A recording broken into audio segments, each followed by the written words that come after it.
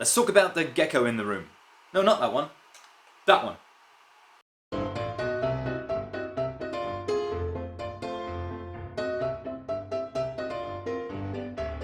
Hello friends, how are you guys doing? Rainbow here with another Nerf mod video. And it's technically not Nerf, it's not Nerf at all, but it's still a blaster, so let's call it a blaster mod video.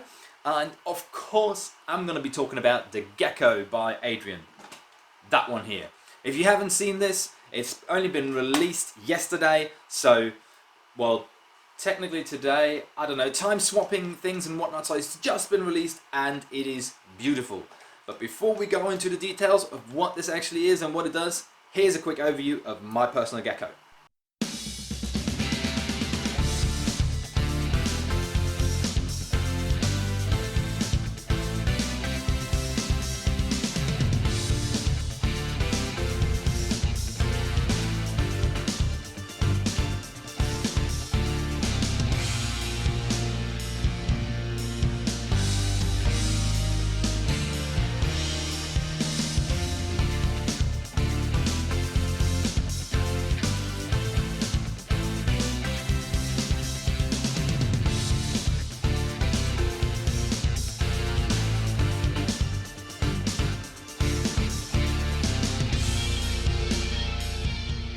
And back we are. So now you've seen this, what is it, what does it do, and why I think it is so cool. So just, you know, to all of you who don't know this about me, like I'm having a really hard time with fully 3D printed blasters because I don't like the aesthetic and the looks most of the time. But when I saw this one, I was like, yes, there's so much about this that I really like. So the design is so cool.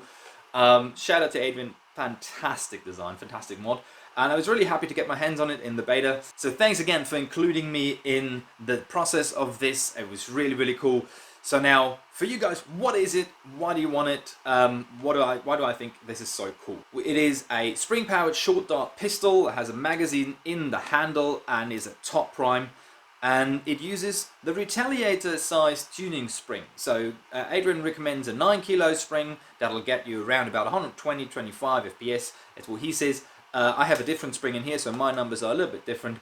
But let's go over this in detail. As I said, it uses the Retaliator tuning style spring, so kind of length and dimensions of that. So whatever you have in this direction, spring sits down here. It is a top prime. So you pull this back, and yet this moves because it enables and disables a slight lock, which is another really cool feature. So you prime this back, you can see it now. And doesn't that look really cool? I just love how this looks. Pull it back front and you're ready to shoot. And as you just saw there, it's a pretty nice seal, so the whole 3D printed air travel channel thing works really well. Shout out, man, that's really cool. So the spring sits in here, and you can actually see if the blaster's primed by looking at it. See the little nub? That's actually the plunger rod, just sort of poking out there. So when you fire, that actually isn't there. You can see the catch right in there. It's a really nifty design. Yes, I just do love this whole priming action. And trigger is all nice and easy. Trigger pull is really nice and clicky. I quite like it. And the magazine sits in the handle. So magazine in the handle is something that's been really popular amongst the 3D printed designs as of late. But it's mostly been done with flywheelers and stuff. There's a bunch of springers out there as well.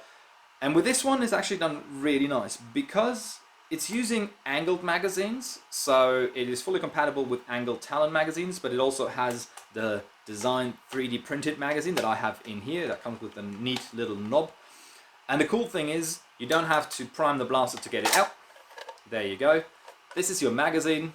Ehdrien says it's a 10 round magazine. I figured out in my testing that it comfortably holds 11 or 12 darts depending on how much you want to push it, but 11 is actually really fine. But he just, you know, 11 sounds weird, so it's a 10 round magazine, but you know, 11, so every shot matters. The cool thing is there is no mag release whatsoever. It's held internally with a little hook and something that's just sort of friction fit, and that's quite decent. So there is several strength of this, so depending on what setup you want, this is the toughest one, and I really like it. It requires a little bit more of a push than the medium one, but I didn't drop this in all my testing, and so that is what I'm going with. And yeah, that is almost sort of everything about what this blaster is and what it does. It's fairly simple, but yet genius in its design. That's at least what I think. So let's see, fire, shall we? Let's load some darts.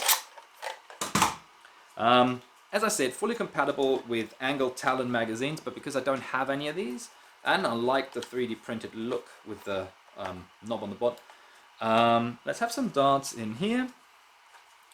And we're, just for the sake of this video, only loading 10. There we go. Thanks for watching me loading 10 darts into the magazine. So, cool thing is, as I said, you don't need to prime, you can just push it in here, and now back and forth, and we're ready to shoot. Whoops. And the fun thing about this is, because of the nature of the design of this catch system, it also has slam fire.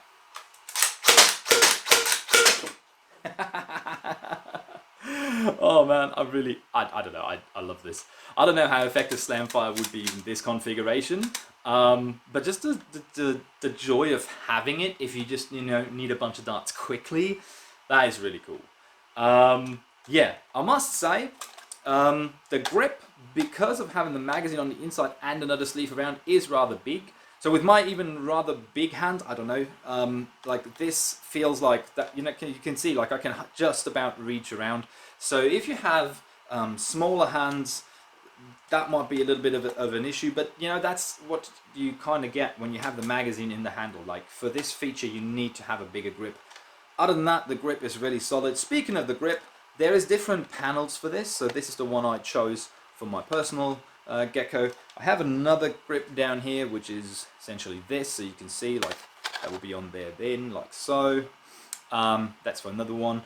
And then there's obviously also a plain one. But I don't really like the plain one because this gives me a little bit of a grip to actually hold on to.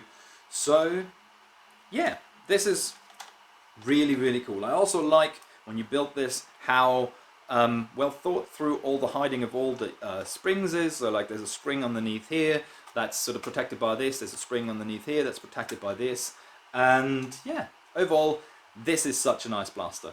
So how can you get one?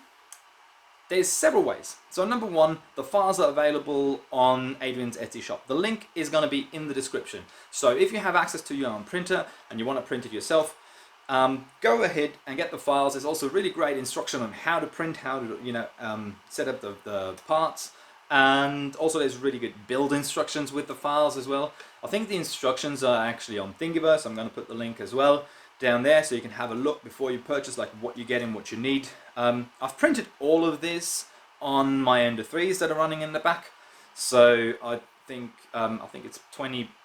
The tallest print is about 20 centimeters, something like this. But as I said, it's all in the description. So you can get the files from Ehdrien, and you can then go and source your own hardware and just build it. If you don't want to be sourcing the hardware yourself, you can also buy a hardware kit. I'm selling a hardware kit in my Etsy shop, as well as Nerf in the US. So links are going to be in the description. And yep, last question, I also will be selling printed units, either in like just a kit printed part so you can assemble it for yourself, or fully assembled blasters. However, since shipping is really weird at the moment, you know, there's stuff that was meant to be delivered last week being stuck some places. So if you really want one right now, I ask you to be a little bit patient, because I'm waiting on packages to actually get all the hardware and get all things sorted. We can definitely talk about the print yet with all the colors that I have. But yeah, if you're watching this video sometime in the future, this all doesn't matter, so excuse the rambling. Speaking of the hardware kit, there's something really cool about this blaster.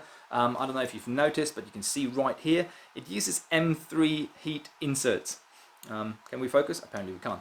So that's really, really cool, because like all the major screws that you kind of have to eventually take out again if you want to change your spring, or you know, want to do some repairs or something else, use the M3 inserts, so you're not going to wear out the 3D printed plastic by, you know, undoing the screw every now and then. That is really cool. I really, really like this design. It makes assembly so much easier once you get the heat insert in, and it also makes, you know, swapping springs and testing stuff so much nicer, because you don't have to worry about wearing out the plastic. So shout out again, Ehdrien. Really clever design. I really like it. So that was it for this video. I hope you're as excited about the Gecko as I am. And yeah, as I said, if you want to get hardware kits, if you want to get printed kits, if you want to get fully assembled blasters, make sure to check out the links in the description. Check out my shop, check out CR Nerf. If you want to get the files printed yourself, check out Ehdrien shop. Everything is linked in the description. And again, if stuff is not listed in my shop at the moment, it is because of shipping issues, and will be resolved soon. Just send me a message. And other than that, make sure to check out all the things on screen now. Make sure to check out my website, my social media. Leave a like and a sub. It really mean the world to me. Shout out to my patrons again. You guys are amazing. And until I see you next time, happy nerfing, happy modding, happy 3D printing. Love and sunshine.